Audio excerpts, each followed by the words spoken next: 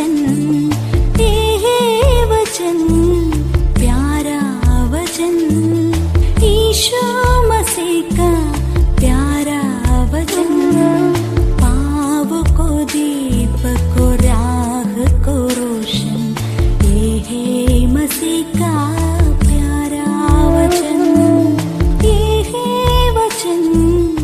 परमेश्वर के धन्य नाम की महिमा हो। प्रभात मनन के सत्र 2088 में आप सभी का बहुत ही विनम्रता के साथ स्वागत करता हूं। आइए आज के मनन के लिए हम पढ़ते हैं इब्रानियों 11 पद 23। विश्वास ही से मूसा के माता पिता ने उसको उत्पन्न होने के बाद 3 महीने तक छिपा रखा, क्योंकि उन्होंने देखा कि बालक सुंदर है और वे राजा की आज्ञा से ना डरे। बचपन में जब मैं ये पद पढ़ता था, मुझे मूसा के माता पिता के प्रति अपने मन में कुछ नाराजगी उत्पन्न हो जाती थी, क्योंकि हम पद में पढ़ते हैं कि मूसा के माता पिता ने उसको उत्पन्न होने के बाद 3 महीने तक छिपा रखा, क्योंकि उन्होंने देखा कि बालक सुंदर है। मैं तब सोचने लगता था कि अच्छा, मूसा के माँ बाप उसकी रक्षा इसलिए की क्योंकि मूसा सुंदर था। मेरे जैसे सावले और देखने में उतने जो सुंदर नहीं दिखते, अगर मूसा ऐसा बच्चा होता तो क्या वे लोग मूसा को मारने के लिए दे देते? मुझे ये नहीं मालूम है कि मेरे जैसे सोचने वाले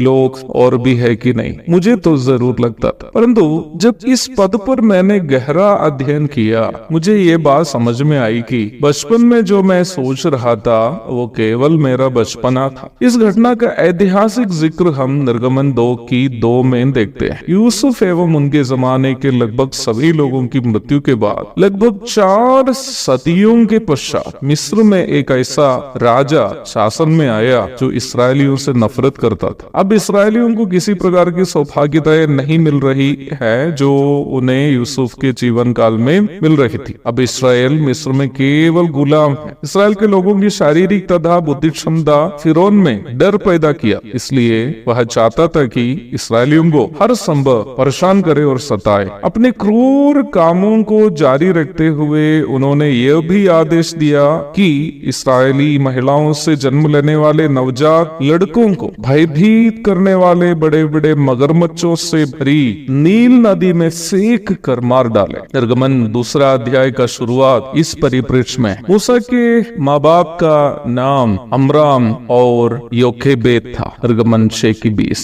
अमराम उनका पिता था और योकेबेद उनकी माँ थी। निर्गमन 2 में हम वही जिक्र जो हम इब्रानी 11:23 में देखते हैं कि बालक सुंदर था, इसलिए मूसा के माँ बाप उसे 3 महीने तक छिपा रखा। जैसे कि मैंने प्रारंभ में कहा था, यह प्रस्ताव मेरे जैसे सोचने वालों को निश्चित तौर पर निराश करने वाला एक प्रस्ताव है, परंतु सच्चाई यह है कि निर्गमन 2 एवं इब्रानी 11:23 में बताया गया मूसा का सुंदरता वो शारीरिक सुंदरता नहीं है जिसके बारे में हम सोचते हैं। हम मनुष्य हमेशा शरीर की सुंदरता जैसे गोरा रंग, नीली आंखें, लंबे बाल और लंबे शरीर आदि सब देखकर आदमी को हम तोलते हैं। इसलिए ही पद को यदि हम गलत तरीके से समझते हैं तो वो हमारी गलती है। वास्तव में मूसा के सुंदरता का सही परिभाषा प्रेरितों के काम 7:20 में हम देखते हैं। वहाँ हम इस प्रकार पढ़ते हैं, उस समय मूसा उत्पन्न हुआ,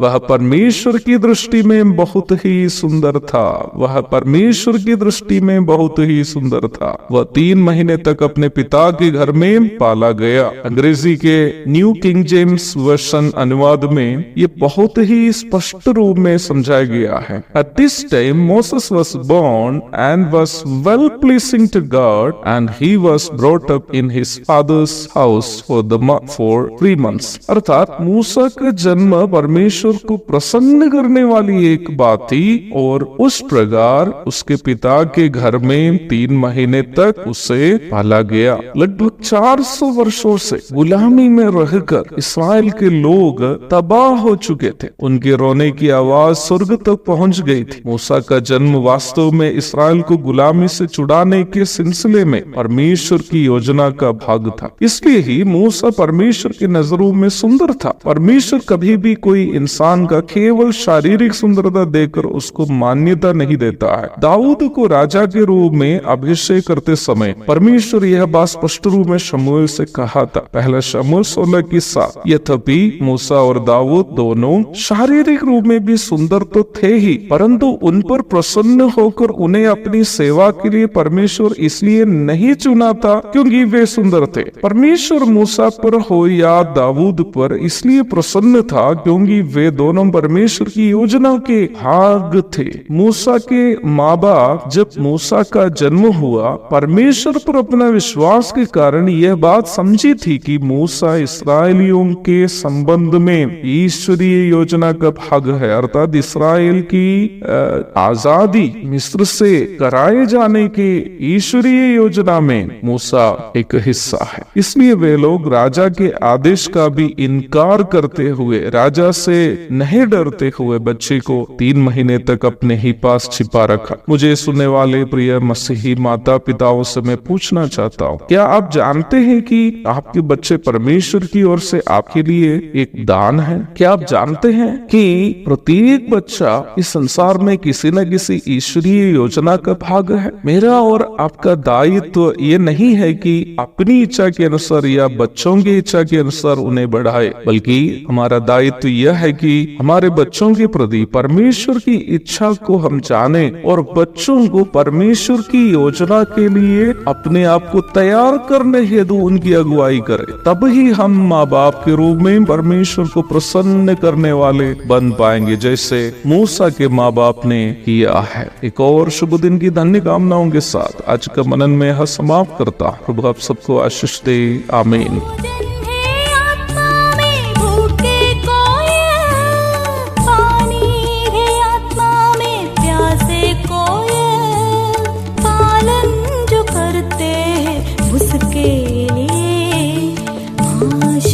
पाने का साधन है ये है वचन, प्यारा वचन, यीशु मसीह का प्यारा वचन।